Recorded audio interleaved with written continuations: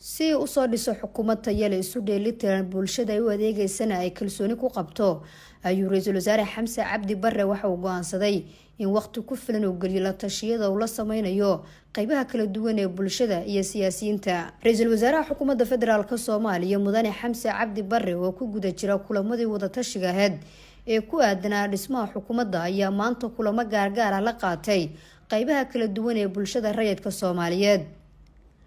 Ra'iisul wasaare Xamse ayaa kulanka ugu horeeyay maanta la qaatay xubno ka socday culimada Soomaaliyeed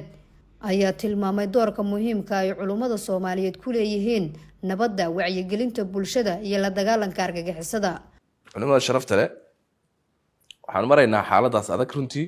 waxaan u baahanahay isku xirkii iyo in kalsooni laga dhex abuuro dawladdii iyo shacabkii ayaan u baahanahay. haddayna labadaasi iskaashanayn waxba ma samayn karaan.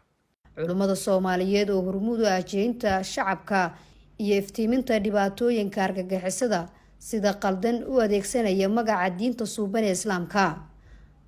ayuu ra'iisul wasaare Xamse ka dhageystay talooyinkooda muhiimka ah ee ku aadan dhismaha xukuumadda. waa ka mahadcelinaynaa soo raadinta iyo u yeeridda iyo in la dareensiiyo in aan maaragtay aan qayb ka nahay ama aan mudan nahay in waxa jira naloo sheego. jazaaka allah khayr. intaas kadib waxaan ka runtii bogaadinaynaa hadda dee markii koowaad oo aan ku dhagaysto maaha madaxweyne waa dhagaysanay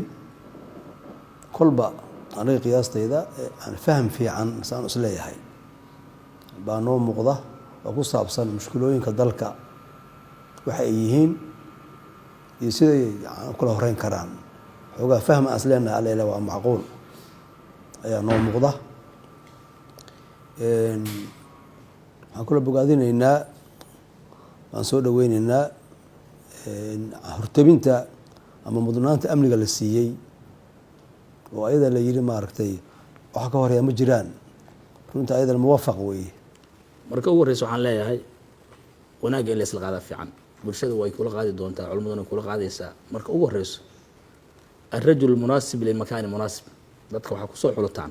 gasto ay badan tahay oo saas sheegtay heshiis ay ku xirantahay oo bulshadii qof ay siyaasiyiintii wax danaynayaan bal intii tabartiina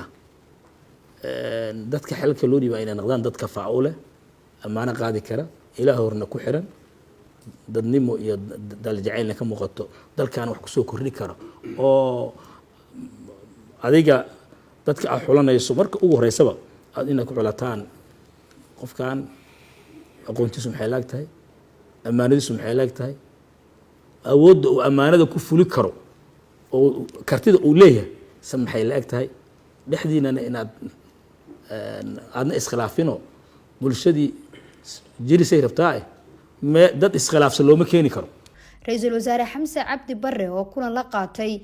xubno ka socday dhalinyarada Soomaaliyeed ayaa ka dhageystay talooyinkooda ku aadan horumarinta adeegyada bulshada, shaqo abuurka dhalinyarada Soomaaliyeed oo aasaas u ah qorshaha xukuumadda uu dhisayo. wuxuu ku yiri nimayahow maanta laga bilaabo idinkan xan ha ididayso anigana xatooyo ha ididayso hortooda ku gashto marka shaqadiisa caadi uga dhiga marka. hadda waxay aad ugu faraxsanahay waxyaabaha aan hadda xukuumadda aan ka maqlaynay in wixii dib dhac u keenay inuu ra'iisul wasaaraha si toos ah noogu sheegay aad ugu amaanayna oo bogaadinayna inaan saabino mudan yahay ra'iisul wasaaraha. ra'iisul wasaare Xamse Cabdi Barre ayaa bogaadiyay doorka dhalinyarada Soomaaliyeed ee ku aadan ka qaybgalka horumarka dalka isagoo xusay inay yihiin mustaqbalka dalka talooyinkooduna ay yihiin kuwo waxtar u leh oo lagu kaabayo dawlad dhisidda Soomaaliya. inaan dareemi karno waddanka waan joogno waxa aad wada dareemaysaan waaye wax aan hubo in ay dhib idinka soo gaaray waaye waxaan hubo in maalin walba aad la kulantaan waaye waxaan hubo inaad maalin walba jidka laydinka xiro maalin walba jaamacadda markaad dhigan jirtay inaad iskuulka markaad dhigan jirtay jidkii baa la xiray meeshuu dagaal ka socdaa intuu wax ka samaysmay maalin walba la kulmi jirteen. marka priority number 1 xukuumadda waxaa waaye in nabadgelyada la sugo. ra'iisul wasaaraha xukuumadda federaalka Soomaaliya Mudane Xamse Cabdi Barre oo sii wada tashyadii ku aadanaa dhismaha xukuumadda ayaa kulan gaar ah la qaatay xubno ka socda bulshada rayidka Soomaaliyeed kuwaasi warbixin ka siiyay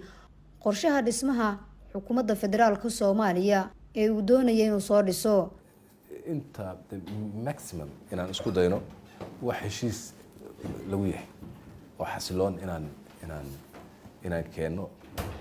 marka hebel kala tasho iyo hebel ka soo dhawe iyo hebel soo jiid iyo hebel soo jiid ayaa waxay runtii naga qaadatay waqtigaas dheer ayay naga qaadatay marka ayadiina aan weli ku dhex jirnaa oo taas marka waxay keentay inayn u baahannahay si aan u gaarno bal at least wixii suurtagal ah wax dadka wada lama wada qanci karo marna haddaan 5 sano xataa wadno laakiin haddana waxaan is dhihi karno waa consensus bay u yar eg tahay inaan keeno taasaa keentay marka inay nagu filaan weydo waqtigii naloogu talagalay guud ahaan bulshada rayidka Soomaaliyeed ee maanta la kulantay Ra'iisul Wasaare Xamse Cabdi Barre ayaa uga mahad celiyay fursadda uu siiyay